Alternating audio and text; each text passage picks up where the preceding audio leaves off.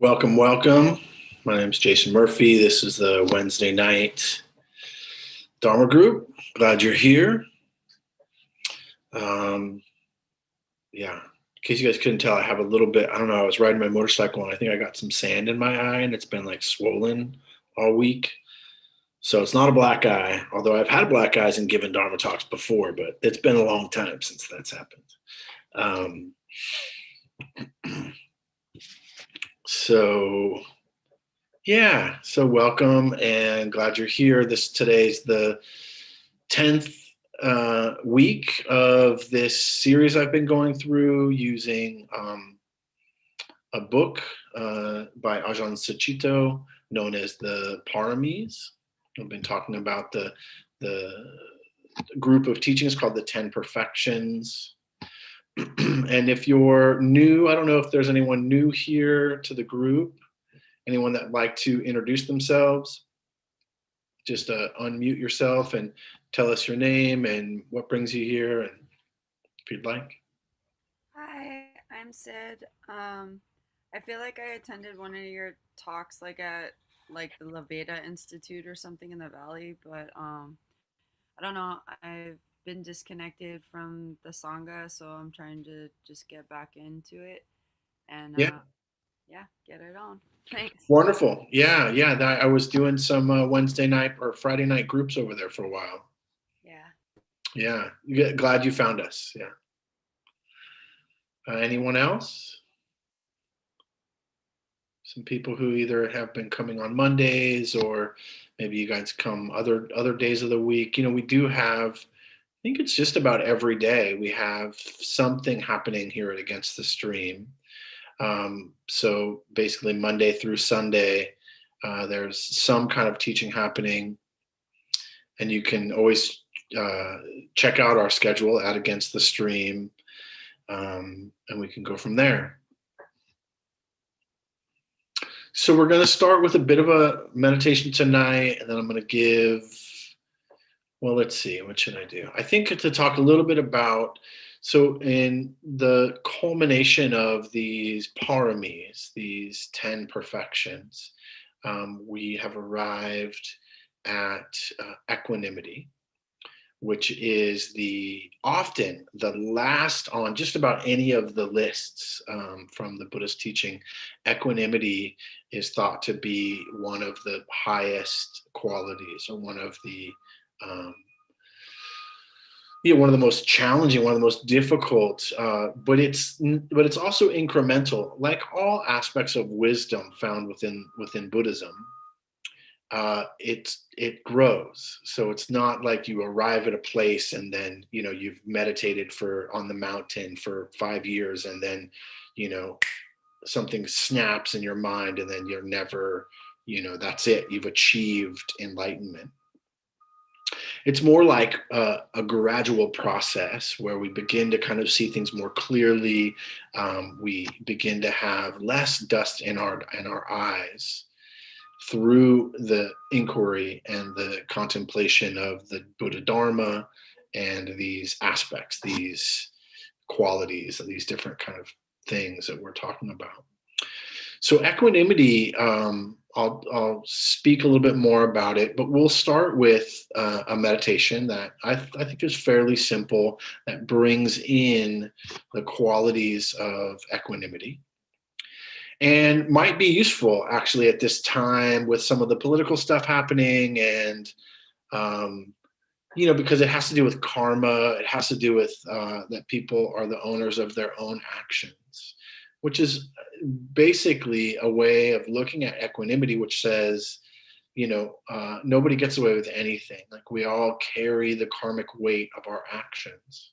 And in some ways, this allows us to be kind of free from kind of judgment or vengeance or resentment and kind of all the things that actually don't help us to become uh, free from suffering. That most of those things are actually causing suffering within our own minds, within our own hearts. So equanimity basically says, all beings are heirs to their own karma, to their own actions, and that if anything that happens to them for good or for ill is a result, like some would say, the fruit of their karma. Um, so I'm going to use a few phrases, and the phrases are pretty simple. May I be at ease, which you probably hear often because it's part of our um, part of our practice here. And then all beings are responsible for their own actions. This is kind of a second phrase. And then the third phrase is suffering or happiness is created through one's relationship to experience, not experience itself. So these are the three kind of phrases that we'll be working through during this meditation. Um, yeah. And then we'll just kind of see what happens from there. I'll talk a little bit about some aspects of equanimity and the group itself. Um, I'll open up for some thoughts, some comments. All right, let's get started. So finding a position that's workable, that's sustainable, where you feel relaxed and alert.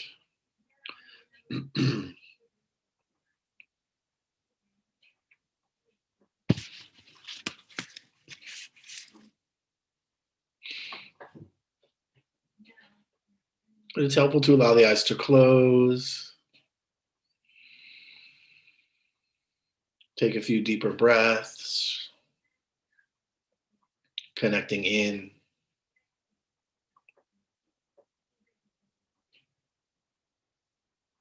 Hearing the bell.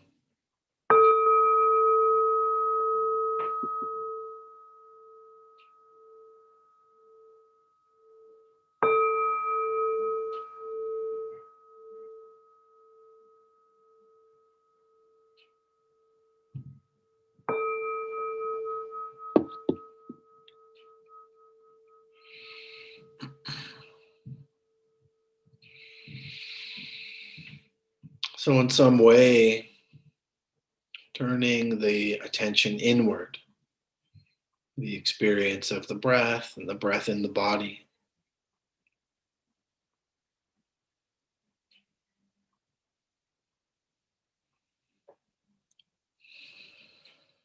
And if you can, see if you can kind of drop out of the thinking mind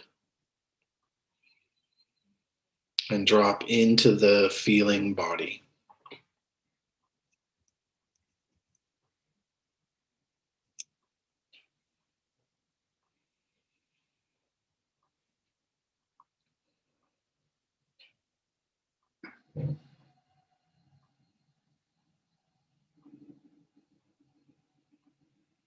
Allowing the awareness of each breath as it moves in and moves out.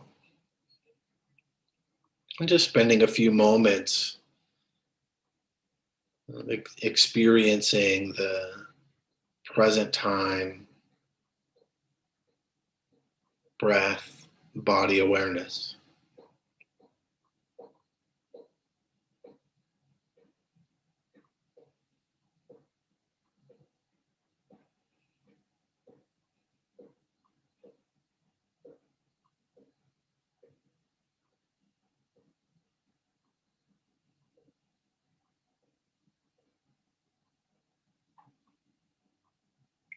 And then in some way, checking in with the emotional body, checking in with the heart. What's happening in the emotional realm here? Could be in the chest, in the belly, wherever you can connect to your emotional intelligence.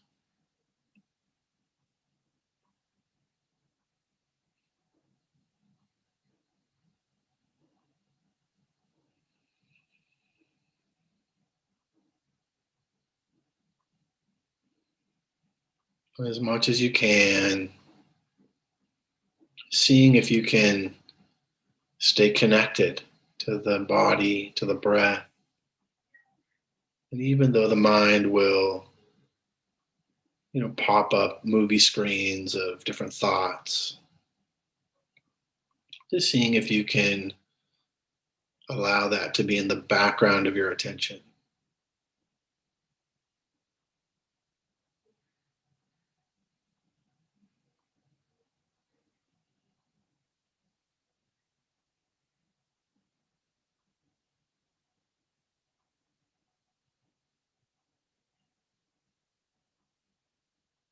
And seeing if you can connect into the heart space or center, this place of well wishing,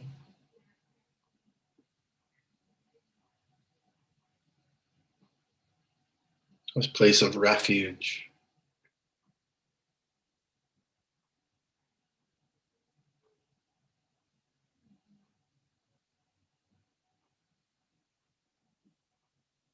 We'll begin to utilize some of the phrases, and the attention may wander off, and there may be things happening in the background of the mind, and that's okay. Nothing is left out. But if we can, try to keep the attention focused on the phrase itself.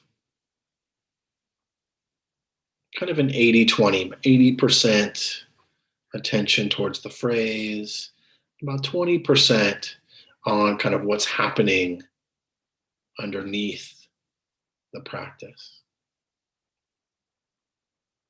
So this first phrase, may I be at ease.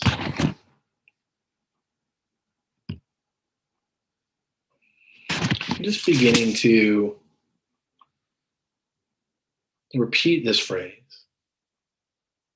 May I be at ease, regardless of the circumstances, regardless of what's happening in my life, challenging, easy, pleasant, unpleasant, neutral.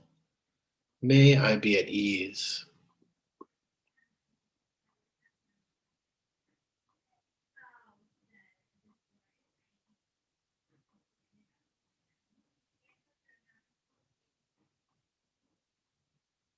And just seeing how that lands, dropping from the mind into the heart. May I be at ease.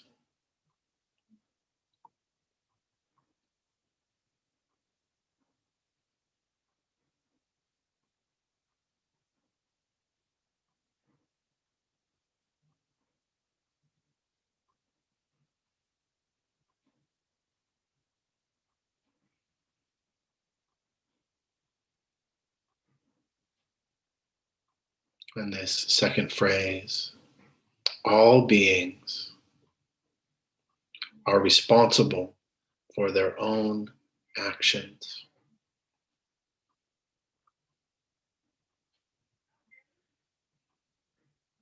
All beings are responsible for their own actions.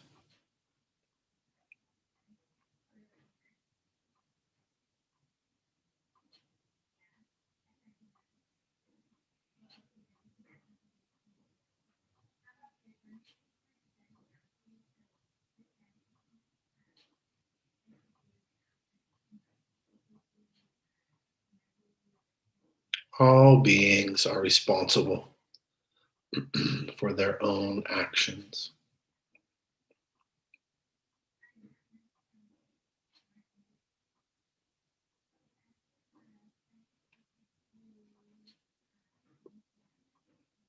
Suffering or happiness is created through one's relationship to experience.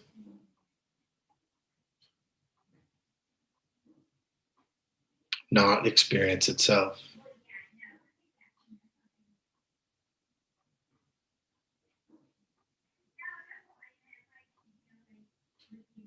Suffering or happiness is created through one's relationship to experience,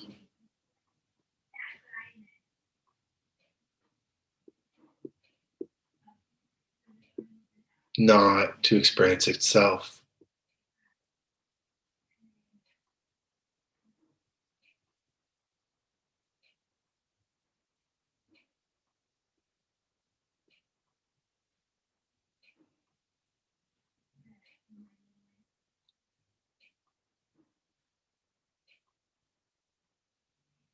May I be at ease,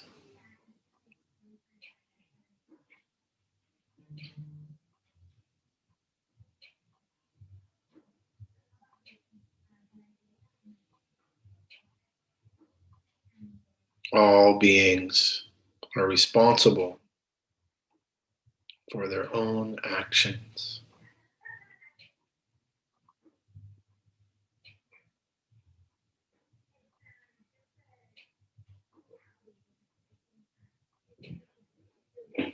Suffering or happiness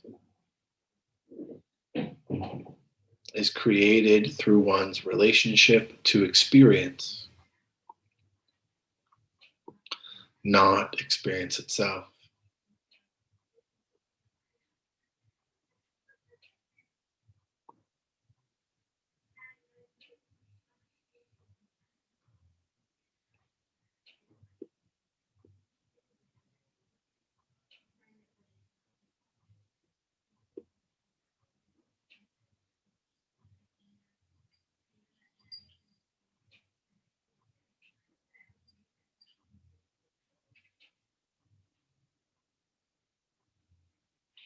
May I be at ease,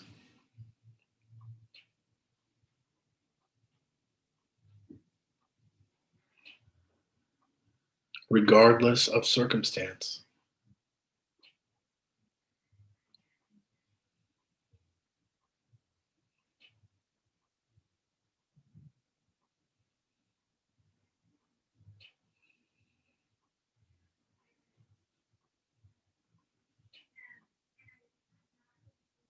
All beings are responsible for their own actions.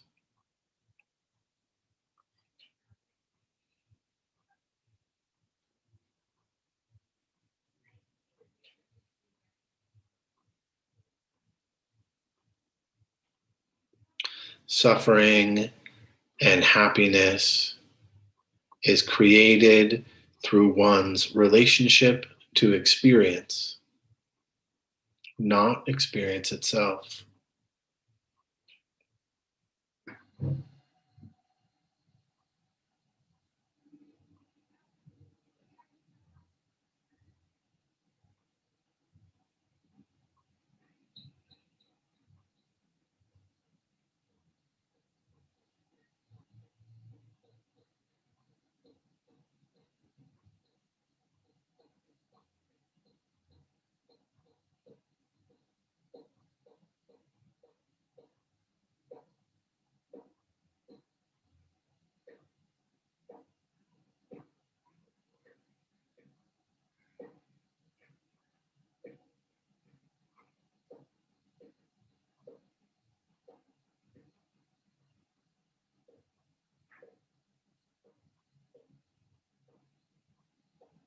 May I be at ease,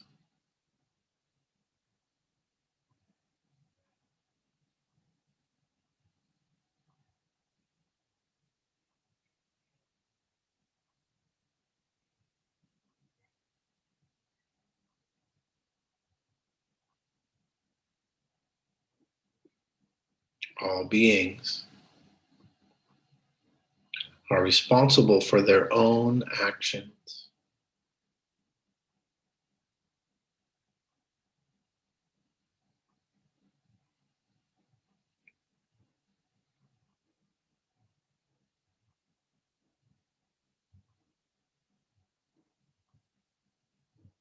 suffering, or happiness is created through one's relationship to experience, not experience itself.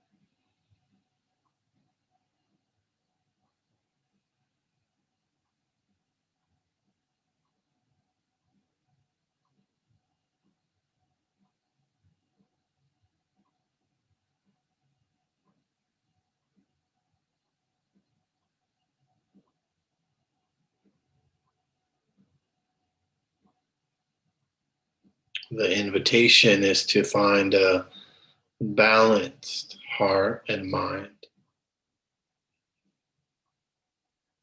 and to rest in a place of ease.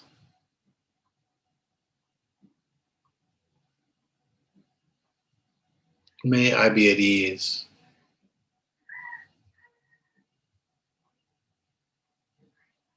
regardless of the circumstances.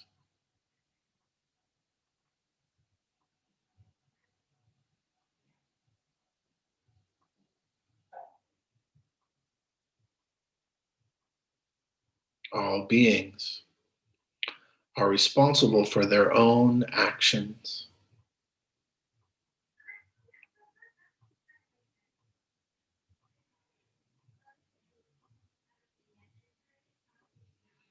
Suffering or happiness is created through one's relationship to experience,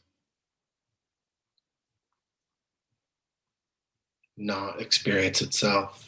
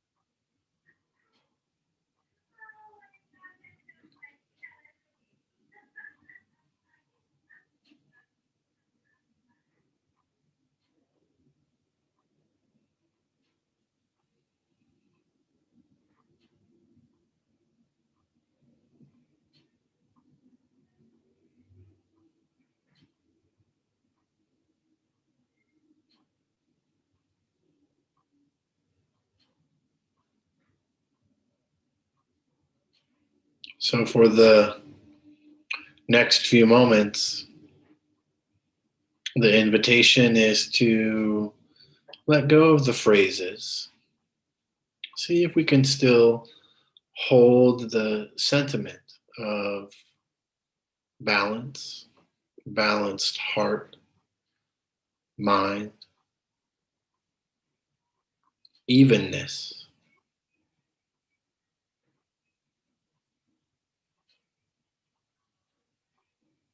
And checking back in with the emotional body, with the heart.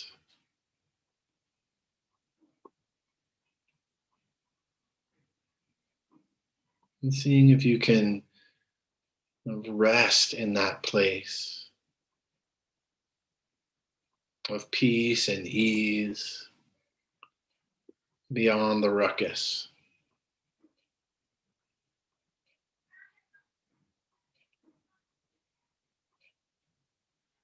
Take refuge in an equanimous mind.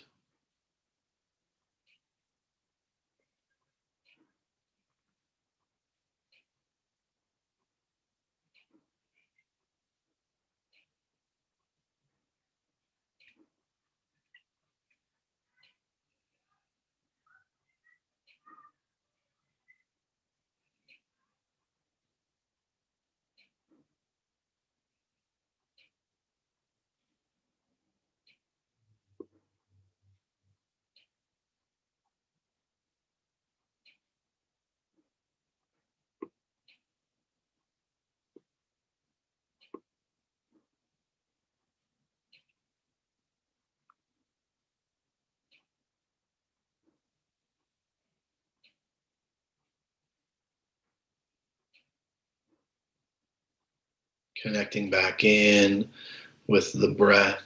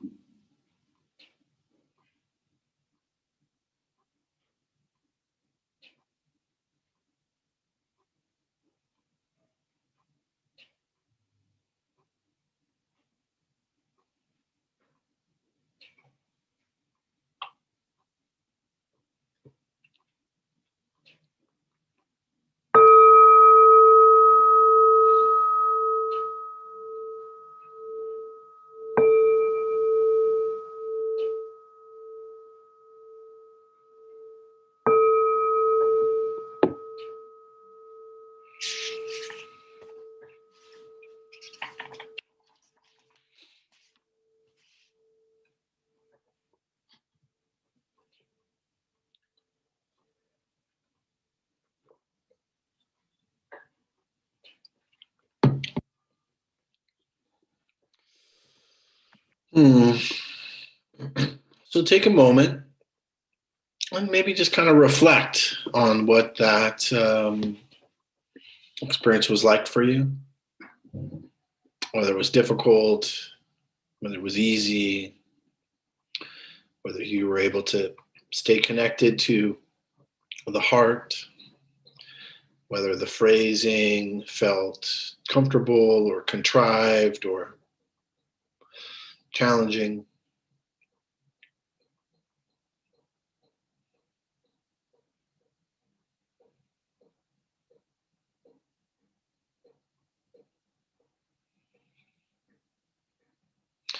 I feel like the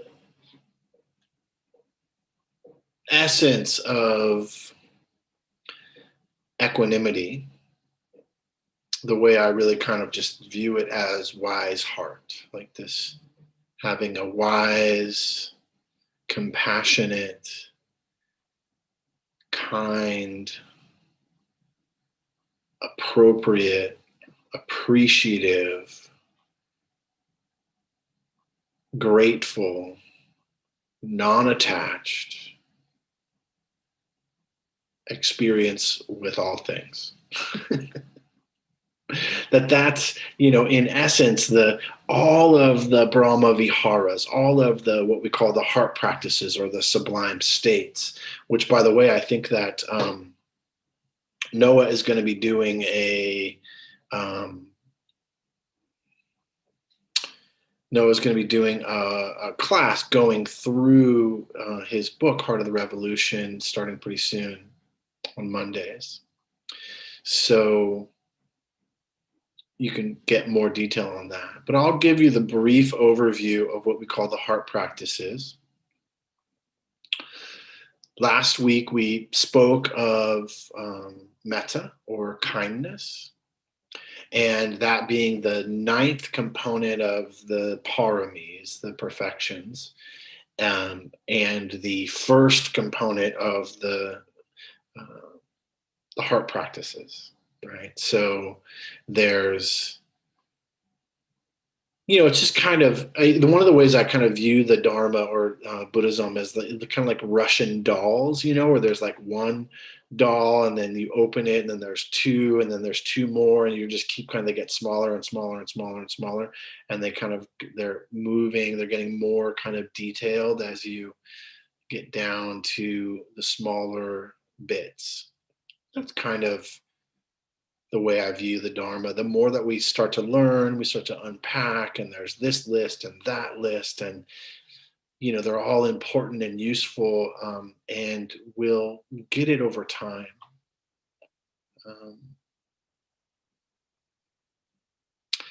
but the Brahma Viharas, or the sublime states, as they're talked about, are metta. So this is loving kindness. Um, Something to think about is positive regard, friendliness, kindness. Basically, it's just kind of not being an asshole. Like, it's kind of going through, can I go through life? And when I meet moments of conflict within myself or externally, can I meet that with a level of kindness, of positive regard, instead of further resistance, further anger, further resentment, further fear? Because it's pretty clear that those aren't very helpful. Um, at least it's pretty clear to me. Hopefully, it's pretty clear to you. It doesn't mean that we don't stop doing them, but if we're not clear about it, or we can't kind of learn a different way, then we'll just keep doing that, right? Reacting from fear or hatred or resentment. And so, loving kindness, or creating a positive regard or friendliness towards ourselves, towards our critic, towards the parts of our um, judgmental mind that spills out into the rest of the world, we can begin to have a little, I don't know, a little softness, a little, yeah, just a little kindness, a little friendliness towards these aspects, not only of ourselves, um, but in others. This is the foundation of what's called the heart practices, kind of basic decency, as often as we can. And it's pretty easy to do, at least to the kind of general public, I have found. Um, and we can find simple ways to practice, right? The second is known as compassion. Compassion, so loving kindness turns a wise and caring eye to anger, to resentment, to fear, to also just kind of our basic human goodness, kind of seeing that really all beings are born with a basic human goodness, regardless of how they might have gotten off that track or been distorted in some way, or not seeing clearly, or how, even for ourselves, like how greed, hatred, and delusion has kind of infiltrated our hearts and minds and our perceptions, and to see if we can, just kind of land back in that positive regard.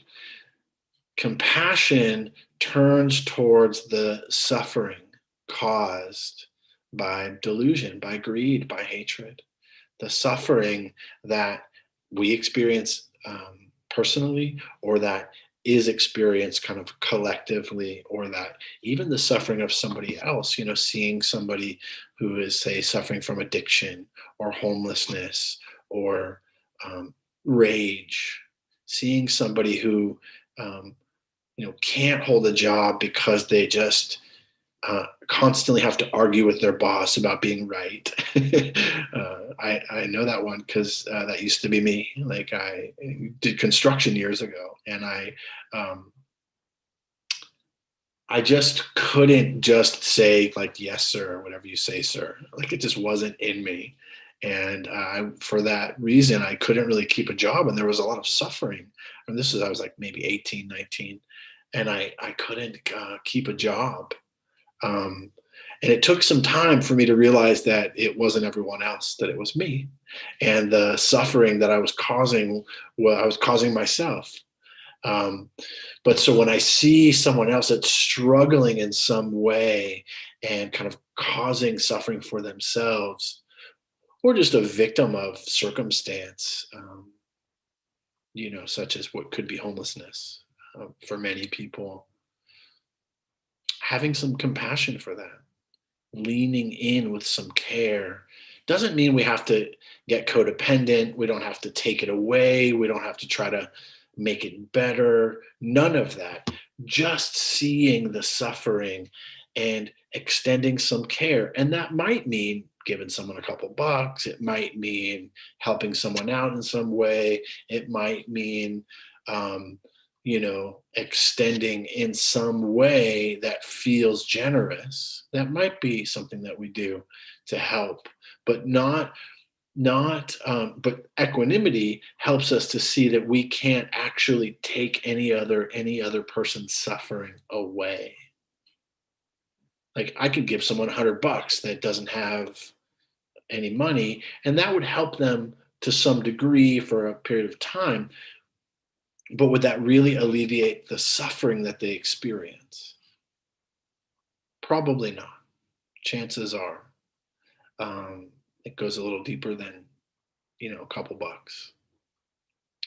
And so, having some care, and that's what equanimity is saying. We can care about it without having to try to take it away or be overwhelmed by it. And so this is kind of balanced or even. So the next would be appreciative joy. And this is really taking in the good that there is, so the opposite of suffering. Appreciative joy is saying, or sometimes it's called non-attached appreciation. So appreciating the good in our own lives, the good in the world, with every negative situation there can be. The good. I heard this quote the other day. It was from Mr. Rogers, right?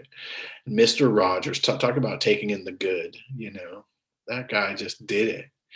And I think he was talking about like around 1968, around the kind of the riots and the civil rights injustices and the protesting of the Vietnam War, all this stuff. 1968 is very similar to 2020 in a lot of ways, minus the pandemic. We have a little extra bonus that we've acquired, perhaps karmically. Who knows? But Mr. Rogers was talking about this, experiencing this, and he was talking to I think he was talking to his grandmother.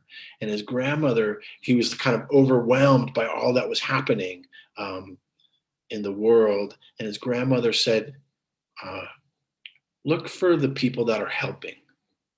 Look, there's always someone that is helping, that is lending a hand in the images, there's always someone that's trying to break up a fight, or trying to give water to someone that had tear gas sprayed in their eyes, or there's always someone to help. So taking in something, kind of seeing the good. Appreciative joy is kind of opening the door to be able to take in some of that. It's not all bad all the time. And we could get stuck in it's all bad all the time. So appreciative joy is also just when things are good, to acknowledge them as being good, or when there's a lack of suffering in the mind, when there's a lack of agitation, when there is, I mean, even in this, maybe during this pandemic, there's been some good that's come out of it. Finding that, I mean, I don't know whether some people call it the silver lining, right? Always looking for the silver lining. Not always looking for the silver lining. We have to acknowledge the suffering too. So we're not avoiding the difficult. And this is also part of what we call equanimity. We're not avoiding the difficult. We're balancing the difficult with the good, with the positives, with what has maybe been changing for the good.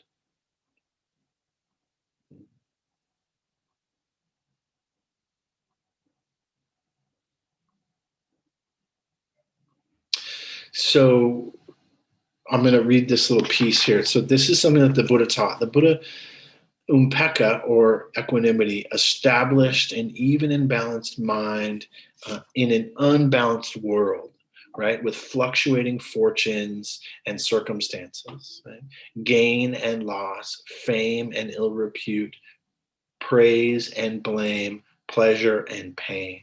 Equanimity also looks upon all beings impartially and heirs to the results of their own actions without attachment or aversion. Equanimity is the serene neutrality of the one who knows. So this is one of my most, what I like the most, kind of concise um, definitions of what we call equanimity. And looking to the book, actually, I'm not going to look at the book right now. I'm going to looking to some of the different ways in which we can talk about equanimity.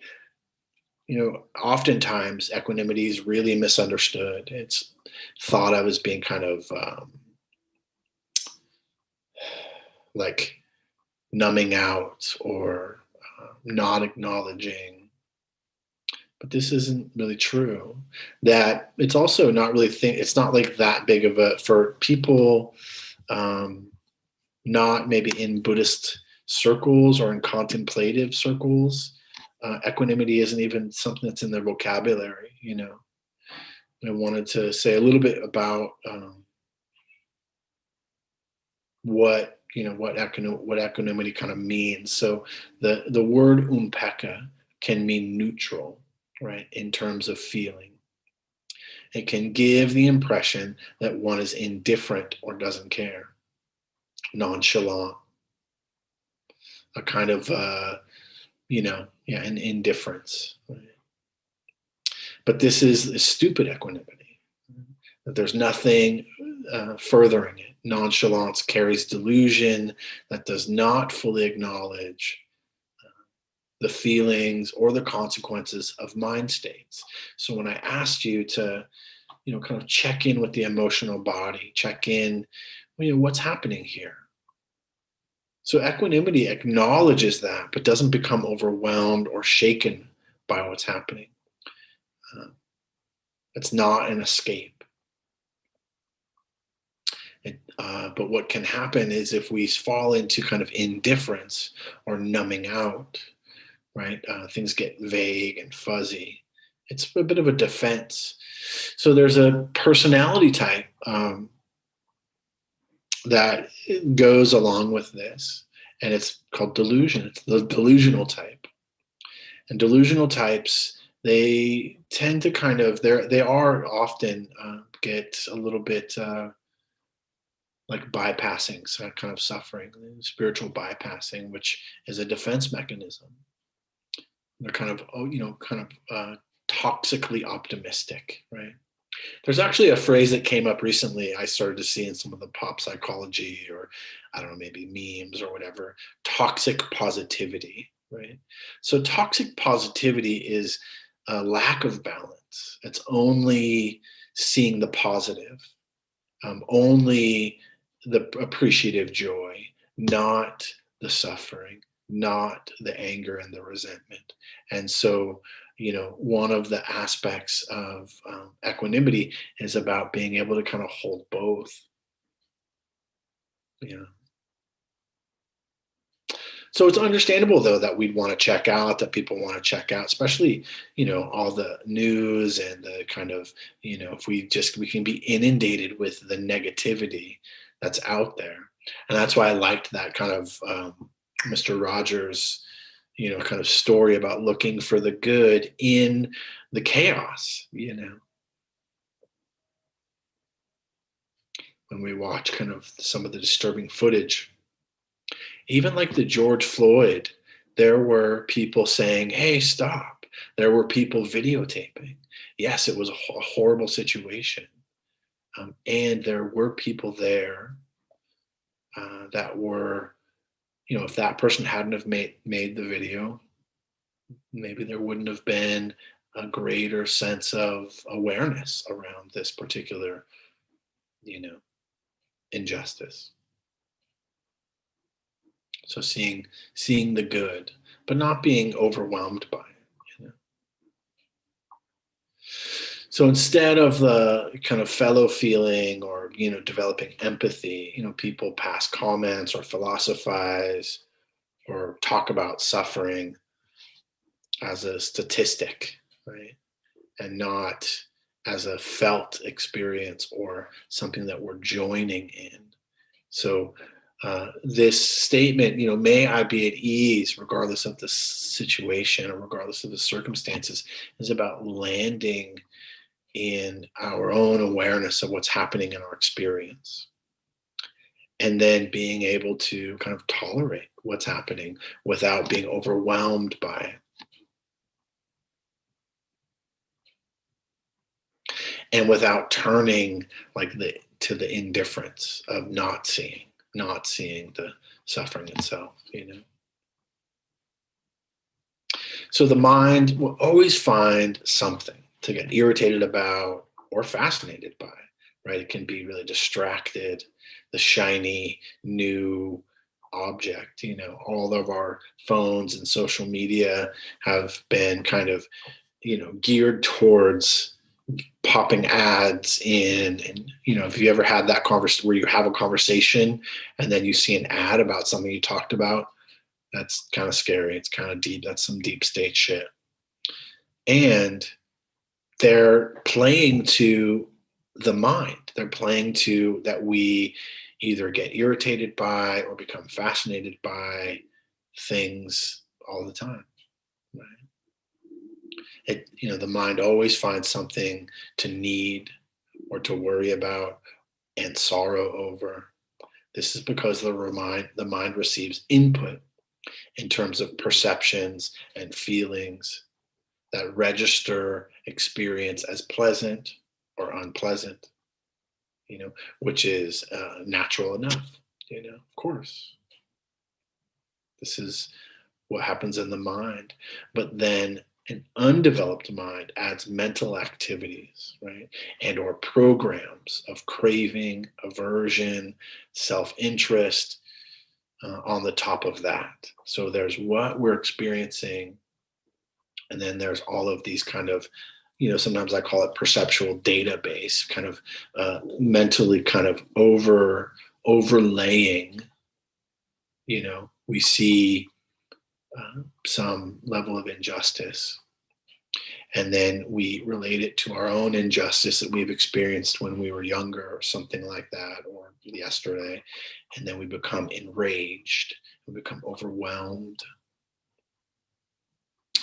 So these are, the latent kind of proliferating tendencies, right, that are embedded in the mind's awareness and that take form as the mind rises into its activities. So we, in essence, what we're kind of, what we're perceiving and then how we're reacting to what we're perceiving has a lot to do with whether we can kind of hold equanimity or not. So whether these are kind of the heart capacity and the vision shrink, we lose touch with the good fortune that we have and how much worse it could be. We forget and lose empathy for the misfortune of others. And we edit out all the ugly, smelly, rough, kind of tedious aspects of our lives.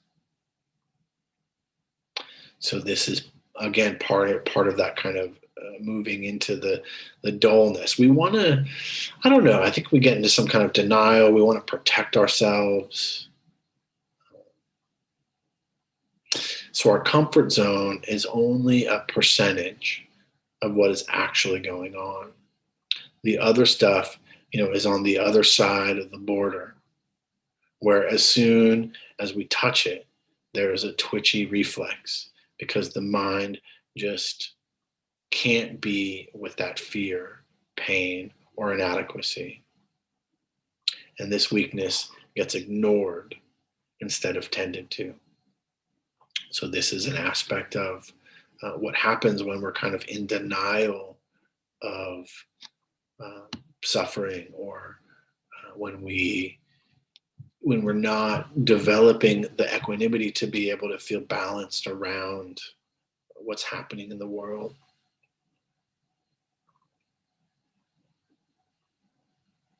The Buddhist teaching on equanimity, I'll just read this. For one who clings, motion exists, but for one who clings not, there is no motion. Where no motion is, there is stillness. Where stillness is, there is no craving. Where no craving is, there is neither coming nor going. Whether no coming nor going is, there is neither arising nor passing away. Where neither arising nor passing away is, there is neither this world nor the world beyond, nor a state between. This, verily, is the end of suffering.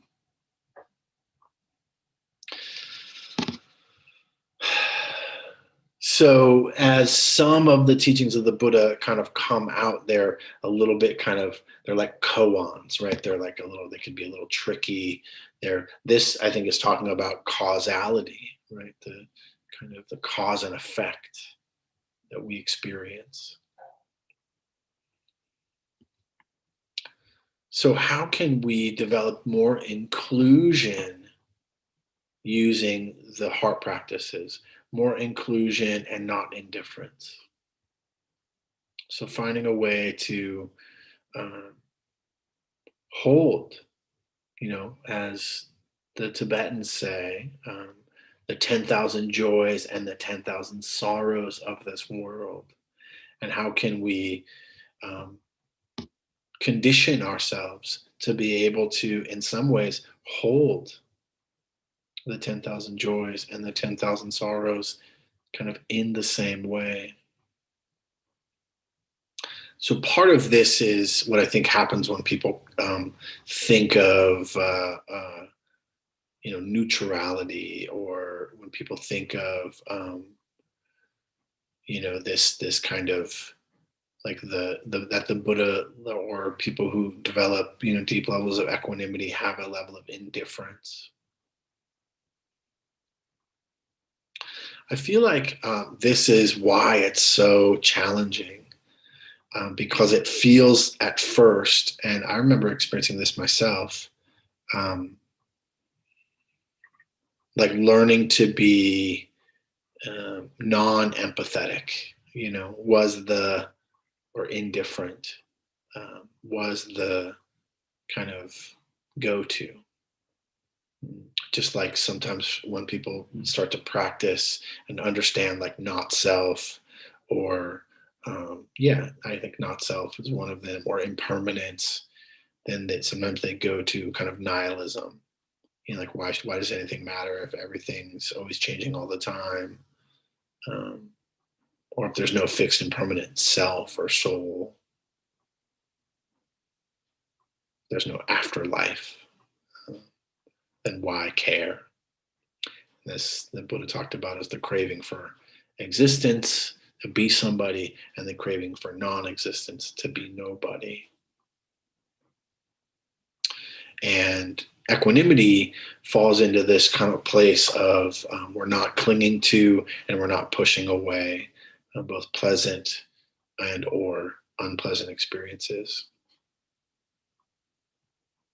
So within our own meditation practice, we can begin to attune, if we're using the second foundation of mindfulness, which is this idea of what's called Vedana, or feeling tones, where we begin to kind of see that there's pleasant feeling tones and thoughts and experiences, and then there's unpleasant feeling tones and thoughts and experiences, and the mind tends to jump from one to the other and doesn't spend a whole lot of time in the not the the non or the neutral, pleasant, unpleasant, or neutral.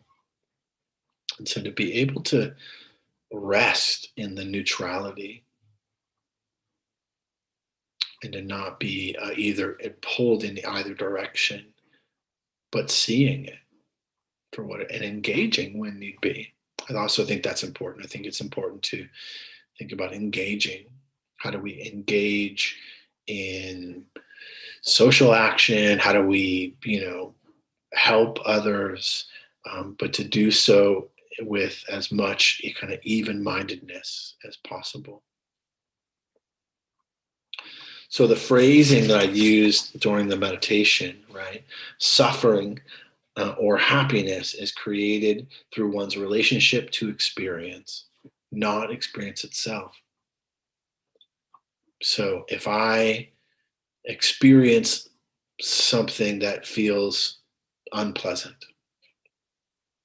I then get to choose to some level whether I want to create that momentum, more feeling of unpleasant, and then causing maybe perhaps a layer of suffering on top of that, and kind of keeping that.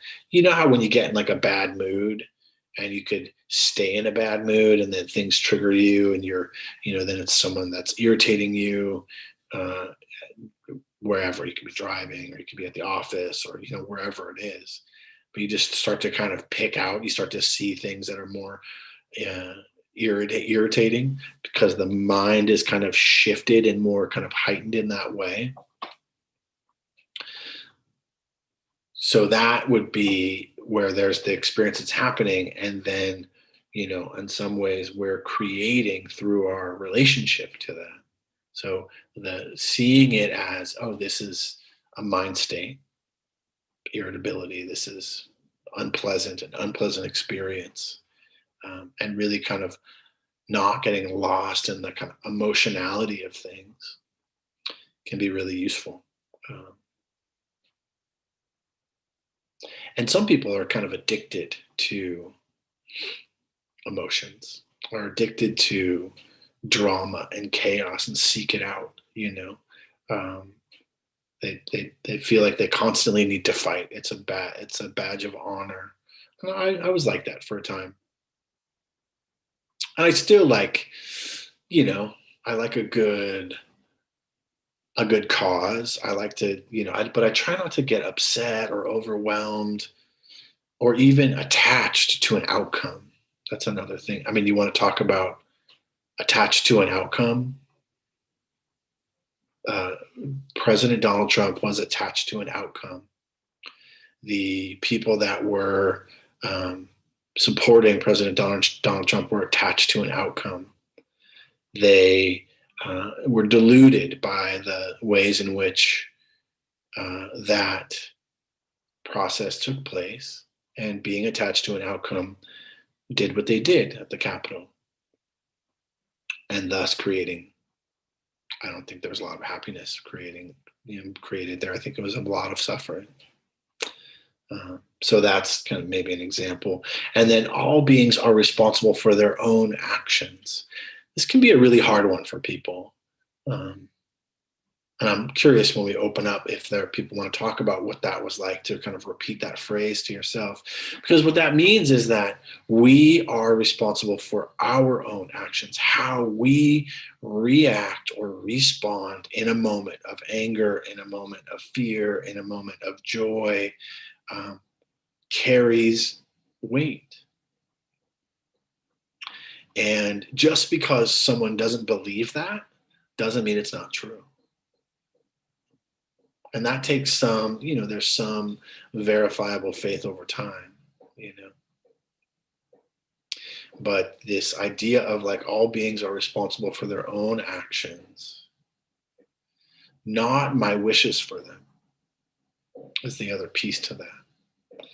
Not so I could wish, like, I see the suffering in somebody and I could want somebody to suffer less. And I might be able to help them in some way of generosity or kindness. But they are owners of their actions. And that has consequences based on the law of cause and effect, causality. So equanimity sees that. Equanimity helps us, trains us to see that, can we, be at ease even though there is disruption in the world? Can we be at ease knowing that all beings are responsible for their own actions?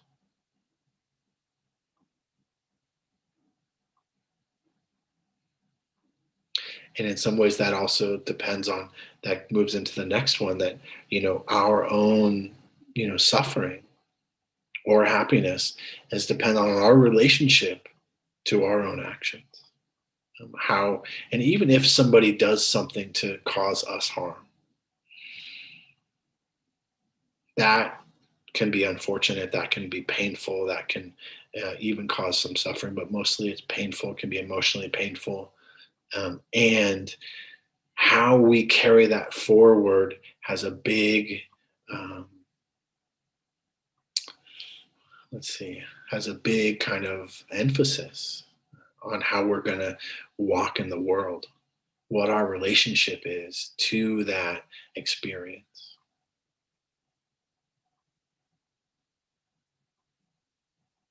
Yeah. I don't know. I think I had a couple more things I could kind of say, but I want, maybe I want to open up. There was a story I wanted to read last week. I think it still kind of fits.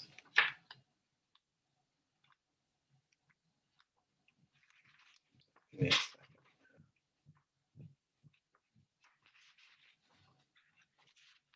I have it queued up. The story is called Sandcastles.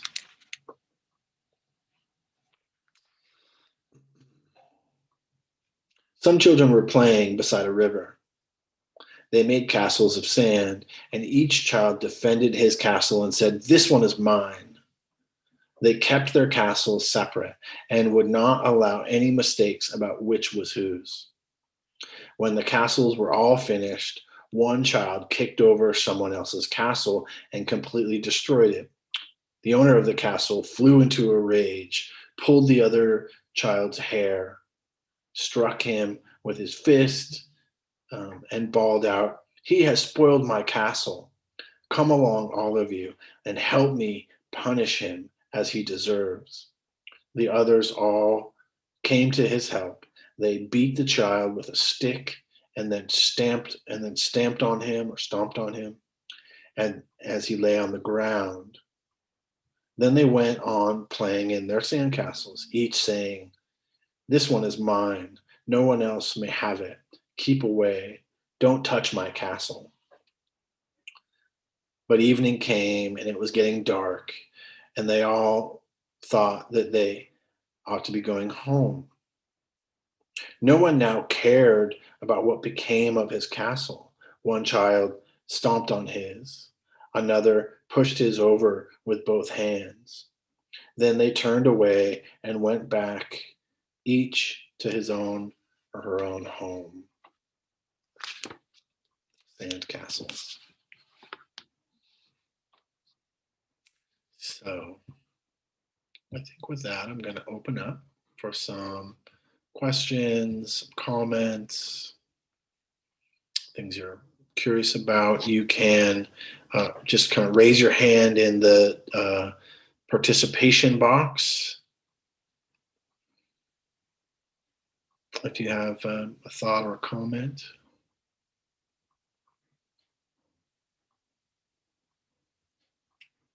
or a question.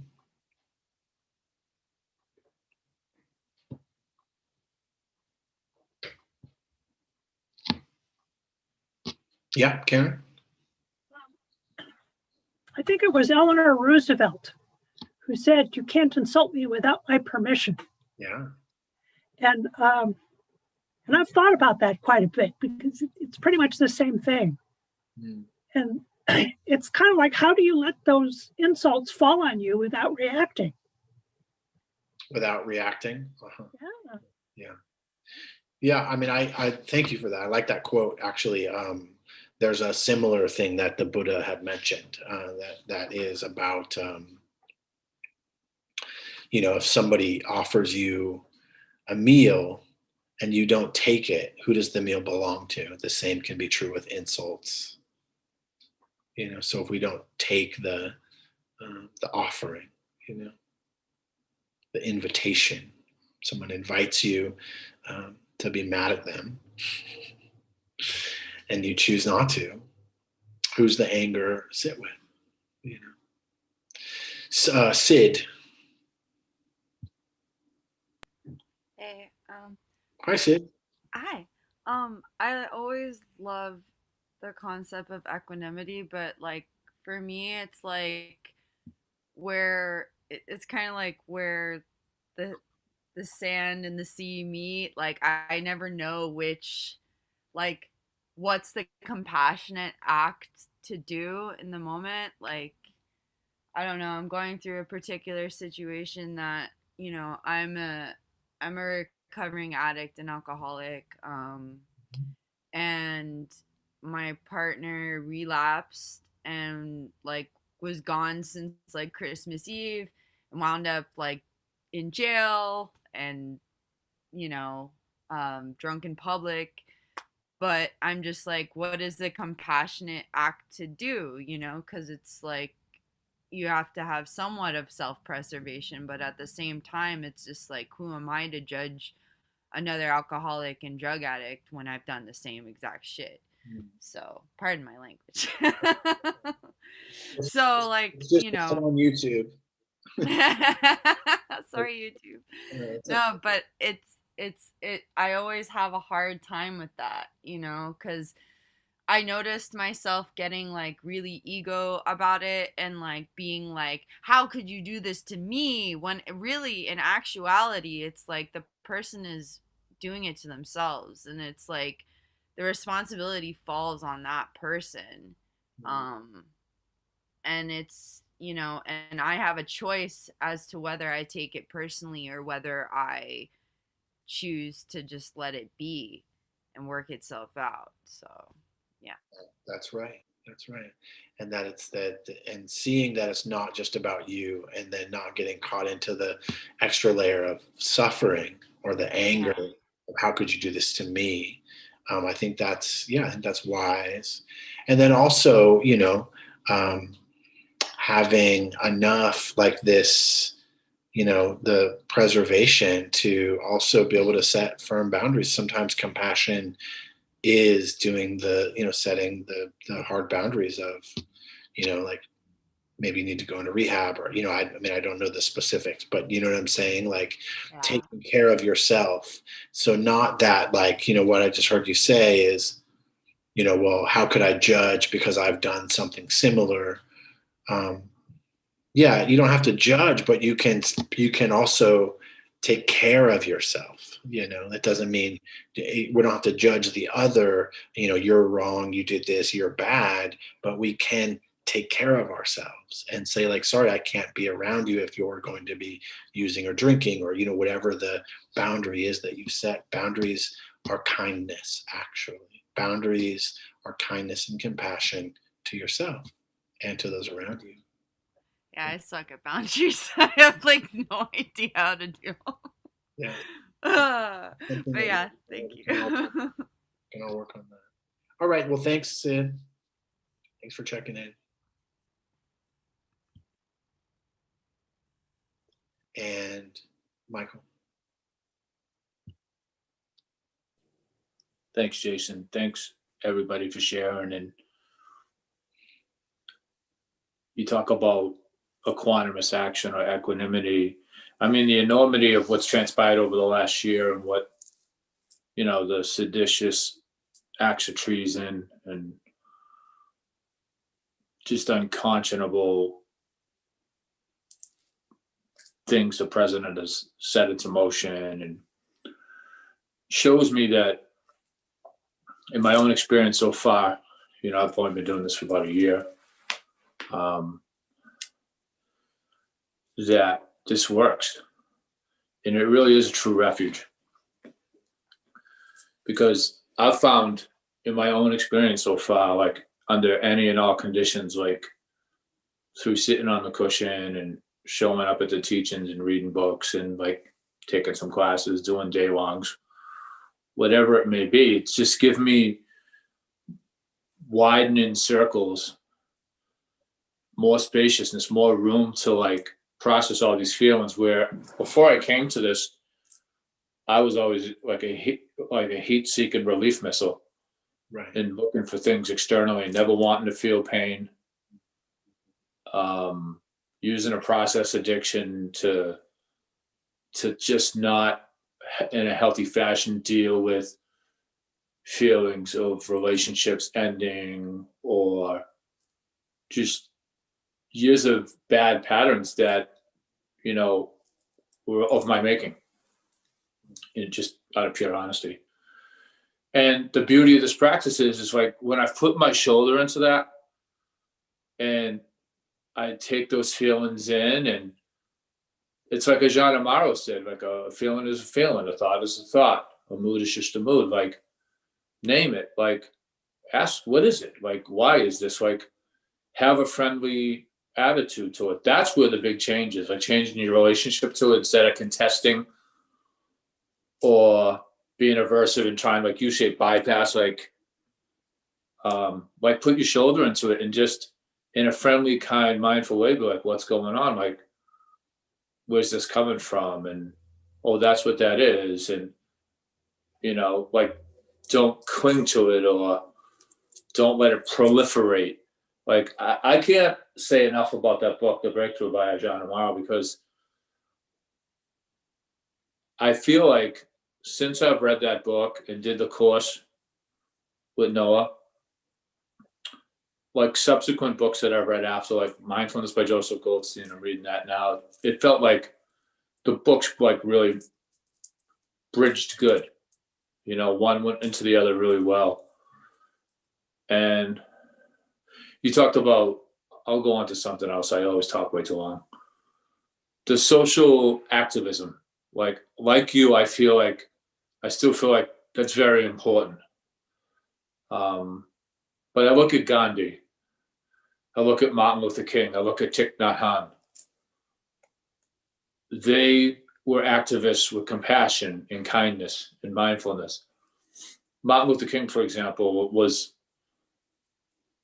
big into nonviolence and compassion. And so was Gandhi, and so was Mother Teresa. And I feel like in activism, or like finding your lane of activism and doing something, whether it's marching, donating, whatever you can do to help a cause, a social justice cause. I don't want to become like the things that you're working against. Like that can happen if you get into that bang verbal social media war, or you lose sight of compassion, kindness, and mindfulness. and you lose sight of wise speech or wise action and being skillful. So the practice has helped me under any and all circumstances, and I accept, because of this practice, like the karma that comes with my actions. Like I accept that.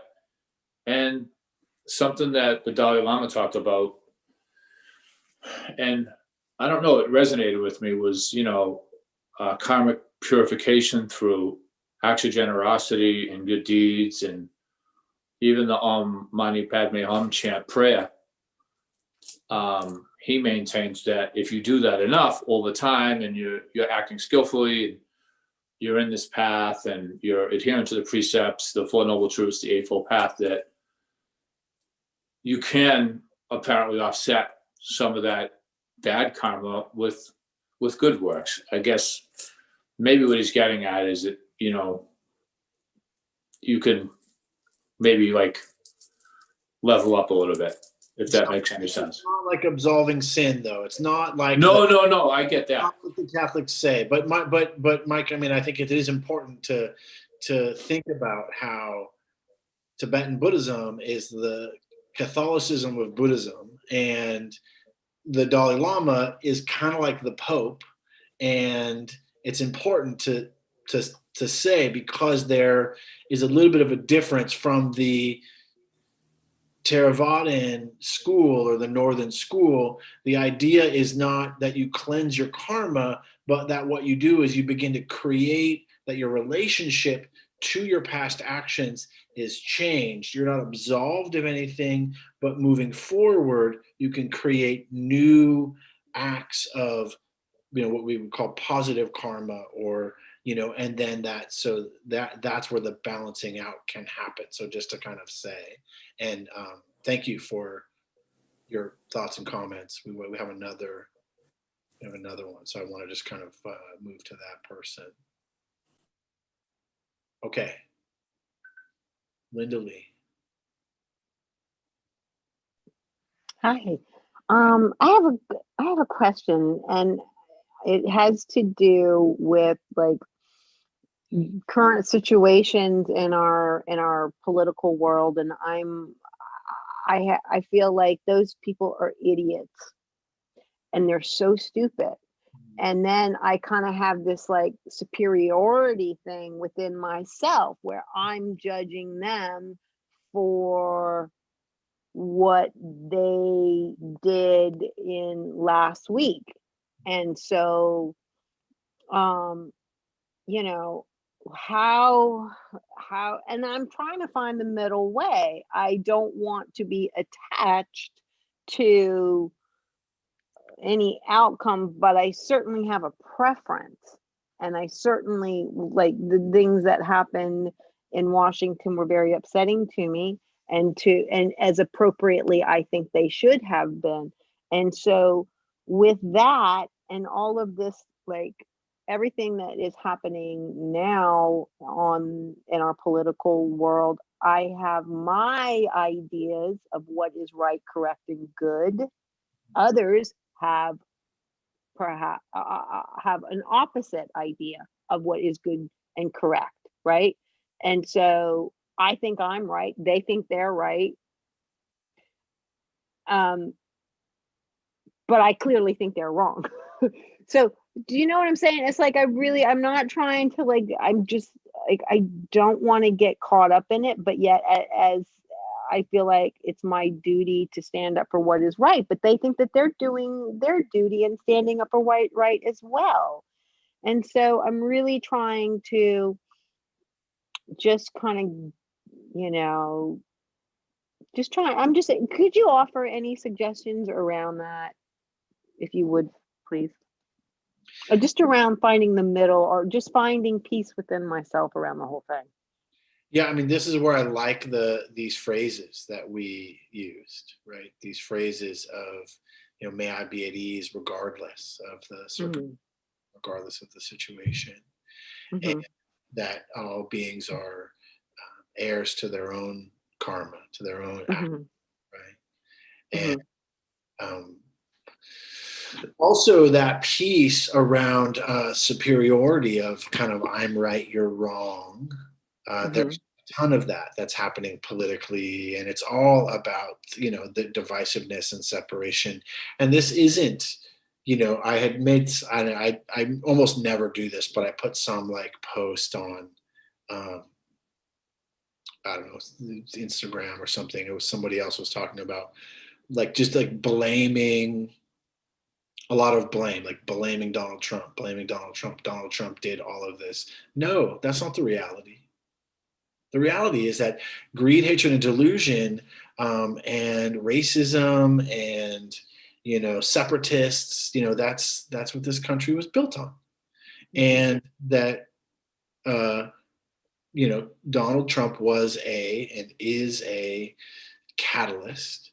And you're right that people do, but there are, people that believe that, they're doing the American thing, standing up for their rights by storming the Capitol,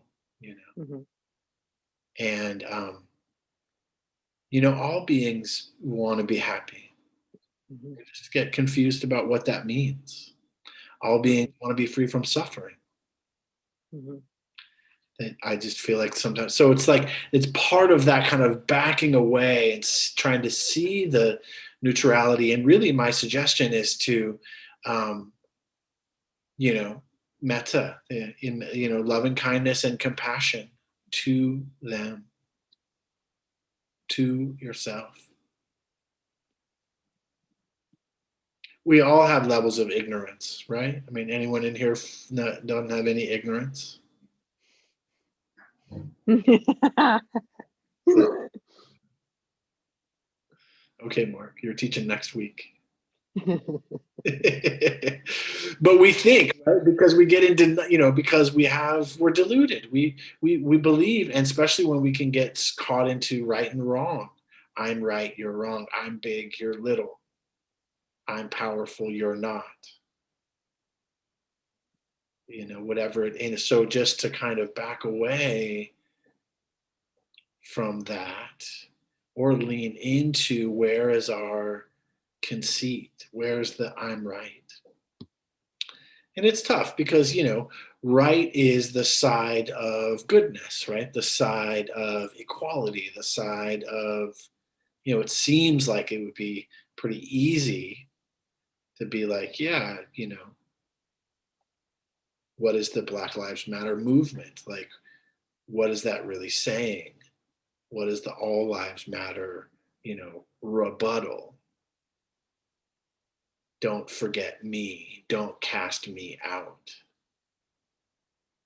And it's, I think sometimes it's like not pity, but like when we can kind of step back and go, oh yeah, this is ignorance.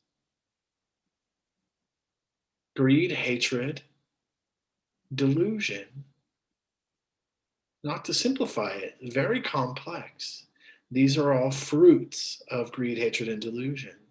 And when we can see that, it's really, this is what the Buddha talked about 2,564 years ago, right? And it's still alive and well. So yeah, coming back to, metta, not only for our own, conceit of I'm right, which can be dangerous. If both sides are saying I'm right and no one's able to have a conversation, and it's hard. I've tried to have some conversations with people that have a differing political opinion than me, and it's very challenging. But I don't hate that person because of it. I don't think they're stupid. I do think there's a little bit of delusion. There's more delusion than maybe, more dust in the eyes, as the Buddha would say. But I think that's where my arrogance come in, because I see them as being delusion. I think they're deluded, and so because my perception of them is that they are suffering from delusion, that's where maybe I don't know if arrogance is the right word, but that's where my superiority then will kick in for me, or I experience that for myself. But Linda Lee, I just want to say, like, who isn't suffering from delusion?